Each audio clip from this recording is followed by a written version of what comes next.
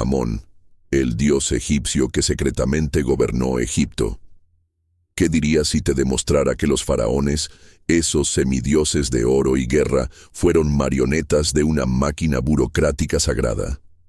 Hoy desenterramos la verdad más incómoda del antiguo Egipto.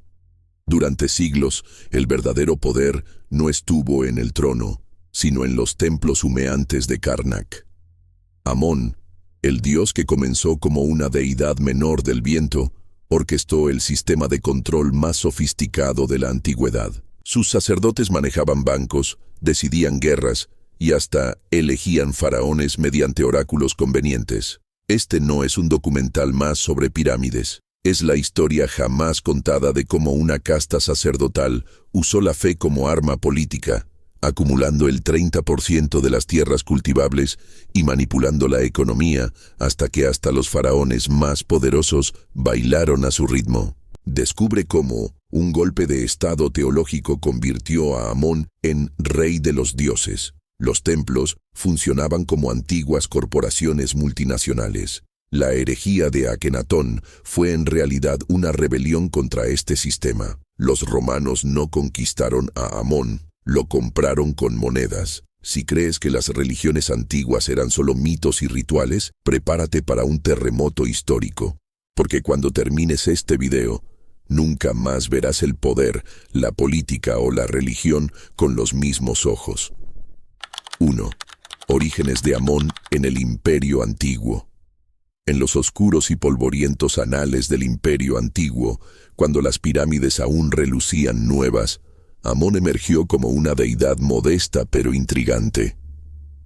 Los textos de las pirámides, esos antiguos grimorios grabados en piedra, apenas susurran su nombre entre invocaciones a otros dioses más prominentes. Sin embargo, ahí yacía el germen de un poder secreto que, con siglos de astucia y fervor, transformaría a este dios tebano en el arquitecto invisible del destino egipcio. Tebas, por entonces, era poco más que una ciudad provinciana, un remanso a orillas del Nilo donde Amón recibía culto en modestos santuarios. Pero algo en su esencia, acaso su naturaleza dual como dios del aire y lo oculto, lo predisponía para ascender. Los sacerdotes de Amón, hombres de mirada penetrante y palabras medidas, ya atesoraban conocimientos que otros templos envidiaban en silencio. ¿Cómo logró este dios local eclipsar a las grandes deidades de Heliópolis y Memphis? La respuesta yace en esa temprana capacidad de ser todo para todos. Mientras Ra dominaba los cielos y Osiris reinaba en el inframundo, Amón cultivaba algo más valioso, una red de influencia tejida hilo a hilo. Cada ceremonia, cada interpretación oracular, cada matrimonio sagrado entre el dios y una nueva dinastía fortalecía su posición. No con estruendo, sino con la paciencia del cocodrilo que acecha bajo las aguas tranquilas. Para cuando el Imperio Medio despuntaba, Amón ya no era un dios, era una inevitabilidad. 2. Amón y el ascenso de Tebas. Cuando Tebas se alzó como capital del Egipto reunificado, Amón dejó de ser un dios local para convertirse en el emblema divino de un imperio renaciente. Los faraones de la dinastía 11, astutos como chacales, comprendieron que un reino unificado necesitaba un dios unificador, y Amón, con su aura de misterio y adaptabilidad, era la pieza perfecta. Así comenzó la metamorfosis, de deidad del viento a símbolo del poder secreto que movía los hilos del destino egipcio. Los templos de Tebas, antes modestos, empezaron a crecer como sombras alargadas al atardecer, y con ellos, la influencia de los sacerdotes de Amón. Estos hombres, vestidos de lino blanco y portando cetros de oro, no solo interpretaban la voluntad divina, sino que la moldeaban. Cada profecía, cada ritual, cada revelación divina consolidaba su posición. Eran intermediarios de los dioses o arquitectos de un gobierno oculto. La línea era tan delgada como el velo que separaba el mundo terrenal del celestial. Para cuando el Imperio Medio alcanzó su cenit, Amón ya no competía por relevancia, la exigía. Su nombre se entrelazaba con el de los faraones, sus festividades marcaban el calendario real y sus oráculos decidían guerras. Tebas ya no era una ciudad, era el corazón palpitante de Egipto y Amón, su latido invisible. Pero esto era solo el preludio de lo que vendría, porque el verdadero salto al poder absoluto aún estaba por llegar. 3. La fusión con Ra. Amón-Ra. El genio político religioso de los sacerdotes tebanos alcanzó su máxima expresión cuando realizaron el movimiento maestro: fusionar a Amón con Ra, el todopoderoso dios solar. No fue una simple unión de deidades, sino un golpe maestro teológico que transformaría para siempre la mitología egipcia. Amón-Ra nació como una entidad divina que combinaba el poder oculto del dios tebano con la luminosa autoridad del sol, creando así la figura religiosa más poderosa del panteón egipcio. Esta fusión no fue casualidad, sino una estrategia calculada. Los faraones del nuevo imperio, especialmente aquellos de la dinastía 18, comprendieron que necesitaban una base teológica unificada para su expansión imperial. Al vincular a Amón con Ra, no solo legitimaban su poder, sino que creaban una figura divina capaz de unificar a todo Egipto bajo un solo culto. El resultado fue espectacular. Amón-Ra se convirtió en el rey de los dioses, un título que reflejaba su nuevo estatus como deidad suprema. Los templos de Karnak, ahora dedicados a Amón-Ra, se expandieron hasta proporciones colosales, reflejando el creciente poder de este culto unificado. Cada columna, cada obelisco, cada sala hipóstila contaba la historia de un dios que había absorbido las cualidades de su predecesor solar mientras mantenía su esencia misteriosa. Pero esta unión no estuvo exenta de tensiones, pues mientras algunos veían en Amón-Ra la culminación de la teología egipcia, otros añoraban los cultos más antiguos. La pregunta que quedaba en el aire era: ¿podría este nuevo dios mantener su dominio ante los cambios que se avecinaban? 4.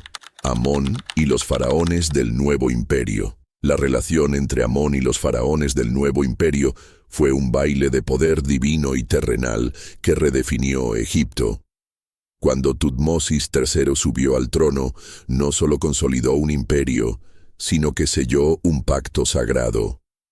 El dios legitimaba al faraón y el faraón enriquecía al dios. Las paredes de Karnak aún susurran cómo este gobernante, el Napoleón de Egipto, atribuía cada victoria militar a Amón-Ra, tejiendo así una narrativa de invencibilidad divina. Ramsés II llevó esta simbiosis al extremo. No contento con ser simple intermediario, se proclamó encarnación viviente de Amón, fusionando en su persona lo humano y lo divino. Sus colosales estatuas en Abu Simbel no eran solo monumentos a su ego, sino altares a esta unión sagrada. Pero tras la pompa, una pregunta inquietante: ¿quién gobernaba realmente? ¿El faraón en su palacio o los sacerdotes que interpretaban la voluntad del dios desde las sombras de Karnak? Este periodo dorado tuvo un precio.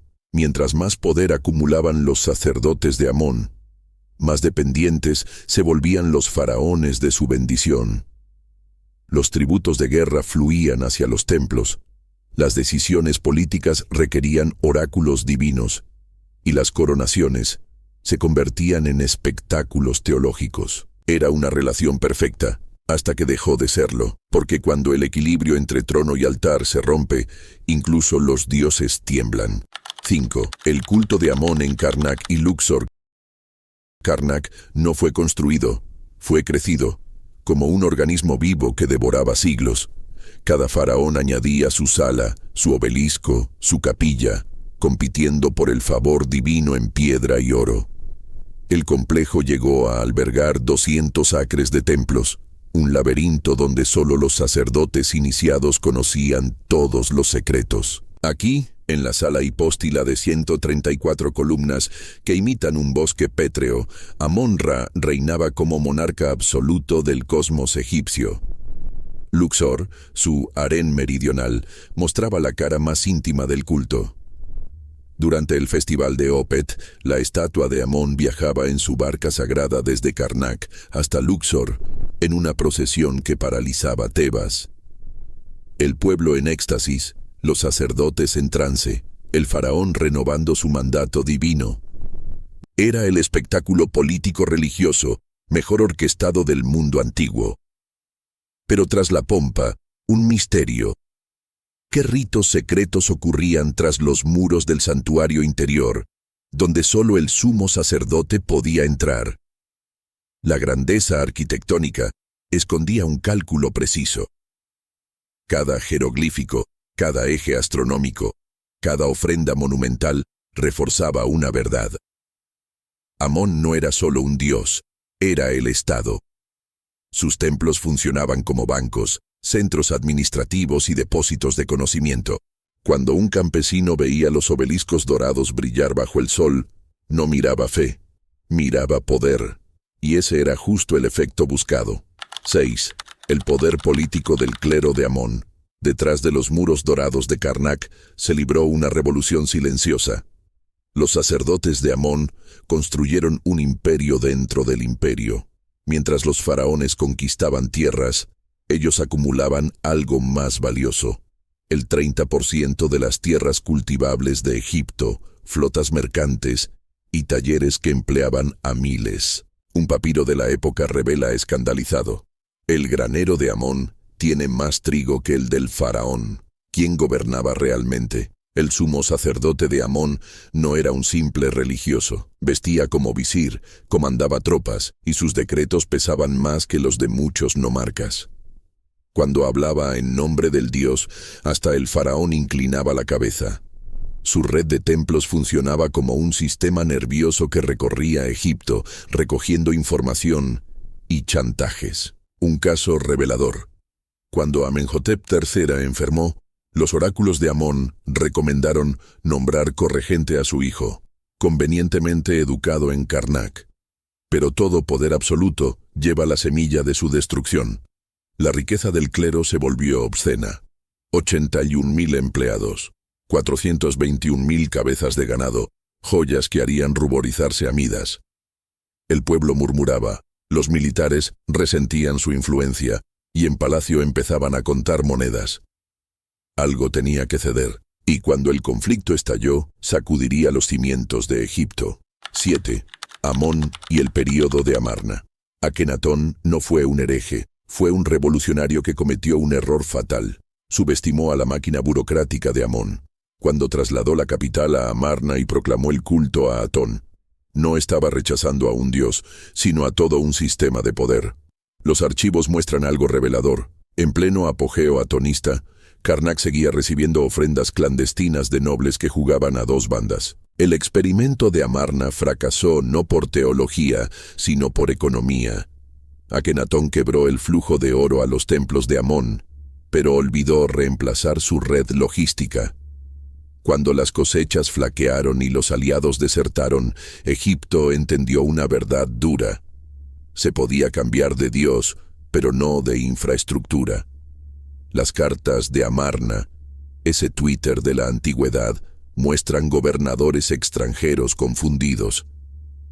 ¿A qué dios debo hacer sacrificios ahora? La venganza de Amón fue metódica. Tras la muerte del faraón hereje, sus sucesores borraron su nombre con saña arqueológica. Pero el verdadero castigo fue económico. Tutankamón, el niño rey, firmó el decreto que devolvía a Karnak el 150% de sus propiedades confiscadas. Un aviso claro: los dioses pasan, pero la burocracia divina es eterna. 8. La restauración del culto a Amón. El regreso de Amón fue tan meticuloso como una operación militar. Tutankamón, ese efebo de corona dorada, no fue solo un faraón restaurador, fue un títere perfecto. Sus decretos, redactados sin duda por ancianos sacerdotes, no solo devolvían estatuas a los templos, reescribían la historia. En Karnak, los artesanes trabajaban día y noche tallando un nuevo relato donde la herejía amárnica nunca había existido.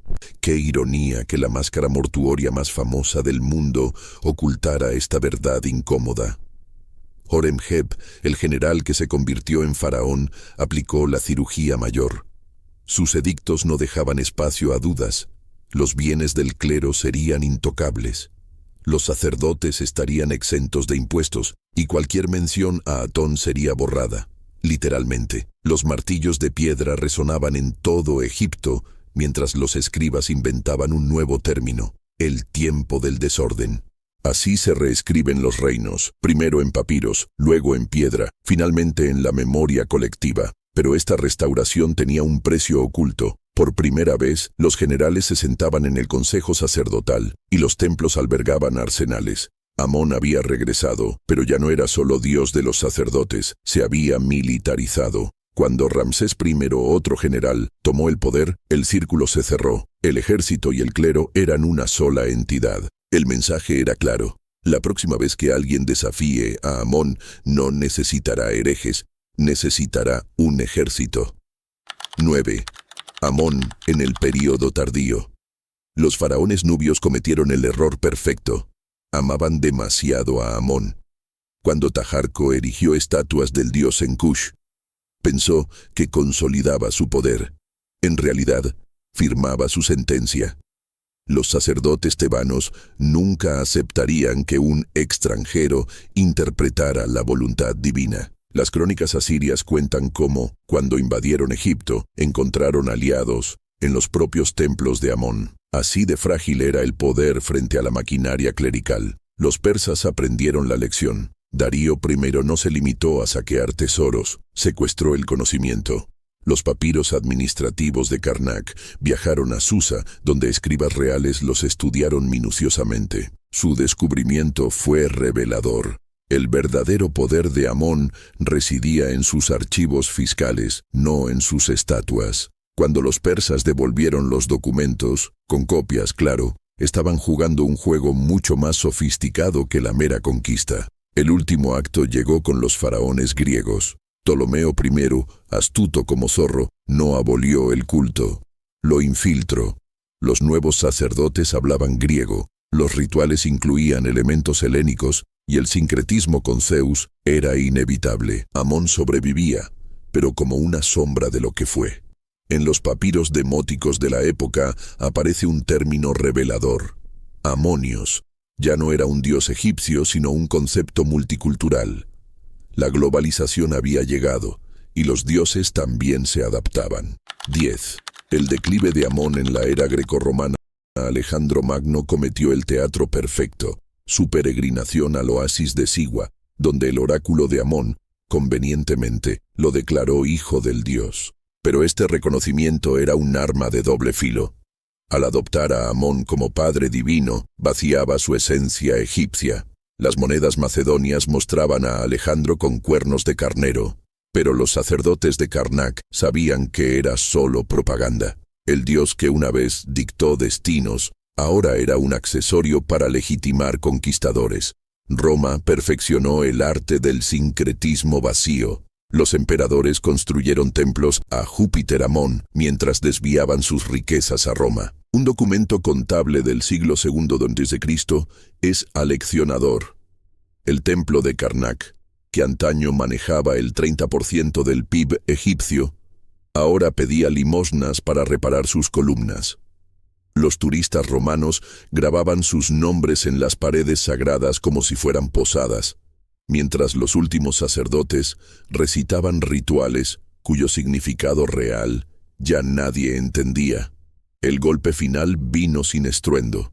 Cuando el cristianismo se declaró religión oficial, los templos de Amón no fueron destruidos, fueron reciclados. La basílica copta dentro de Karnak es el símbolo perfecto. Los himnos a Amón se apagaron, pero sus muros siguieron en pie, sosteniendo un nuevo dios.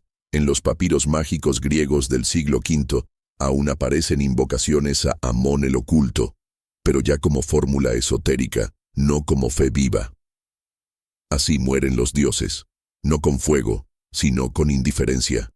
Conclusión. ¿Cuántos Amones modernos controlan hoy nuestros gobiernos desde las sombras? Bancos centrales, corporaciones tecnológicas, medios de comunicación. ¿No son acaso los nuevos templos con sus propios sumos sacerdotes? La historia de Amón nos enseña una lección atemporal. El poder real rara vez está donde nos dicen que está. Aquí tu desafío. La próxima vez que veas un líder proclamar mandato divino, pregúntate, ¿quién escribe realmente los oráculos?